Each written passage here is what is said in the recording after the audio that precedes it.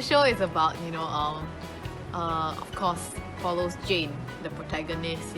It's her journey to coming to terms with being okay, just being herself. Monster, because she's such a fragile, delicate character. She has a lot of emotions going on. She's thinking about these things. She's fearful, she's doubtful. There are times when we have to cut and we have to, in the middle of a scene, we have to cut even though the emotions are high, right? And like as an actor, it's really a challenge to just not really recreate, but more of like retain the emotion, the emotional journey that we are in order to do it all over again for a better scene. I think that's one of the big struggles that I have to do, especially for Monster. Yeah. Well, Aaron plays the love interest of the show, of the protagonist Jane. So he's the one that offers Jane a whole new world. Only one similarity between Aaron and I is that we're both very good looking. So Fairy God Delivery Bing, as you can guess from the name, is a fairy god character in most fairy tales, but with a more local and a more edge to it. But what I like most about him is style. He's different from everyone else, but he doesn't care because he is his own person and he rocks it. Well, the mom is a single mom trying to make it through in life, and if anything, has aspirations and hopes for her daughter, to really do better than what she ended up with, given all the history.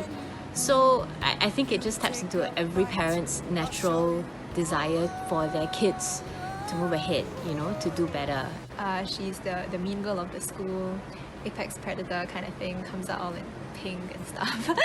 But as you go into the story, you realize that she is very much a foil to Jane. I've always felt that Hayley is a symbol of what Jane could become with all the fame, the popularity. I play Riff in the show with all the characters of Jane, my character, the monster. It feels personal and yet out there. I feel a lot of the problems is a lot of people relate to them. This world that I've entered.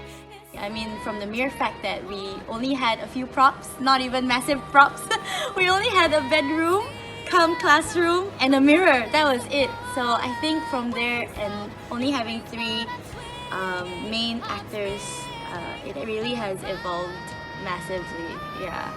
Even though it was a smaller production in 2019, I think it came together in the end because I remember there were a lot of sniffling at the live showing. Then we were like, okay, this has something, and I'm so glad that we continued. They continue to work on it and to develop into something now where we get to shoot in a black box theatre. Thank you, the Gateway. I think I'm continually surprised in a very good way and inspired by young people. I think just the whole motivation behind getting this story out was something I found incredibly encouraging. I really felt like it was a privilege to be able to see a group of people in action wanting to get this story out and working together. One of the most memorable one, I think, is the latest scenes of the show when I actually couldn't help but I cried a little bit. I was just really moved and affected by it. I haven't felt this since I don't know when. The fact that it's relatable to a lot of the youths right now. I can remember back when I was younger, I did struggle with identity crisis, I did struggle with friendships, I did struggle with my mom and dad, There's always work in progress, but there's always love and reconciliation at the end also. Aaron, where he's like a very insidious kind of force where you don't really realize how poisonous and toxic people like that can be. And there are a lot of these kind of outside influences that you may not be able to recognize, and I think that's an important thing I hope people can take away from the show. I feel the strong message at the end of learning to love yourself is hard. It's a process and it's a journey. Drama can be used as a tool for education, for expressing oneself, and it's also, I realize it is used as a tool for many young people like me, my age range, to cope with a lot of their stress. Well, I mean, I think struggling with self-esteem issues and body image issues is a universal experience. That feeling not good enough and wishing that you were someone else or in a better position. Being able to say, you know what, it's okay to look like this, it's okay to be like this. Because there's no point if everyone tells you how great you are, how amazing you are, how good looking you are. If you don't believe it, it won't matter.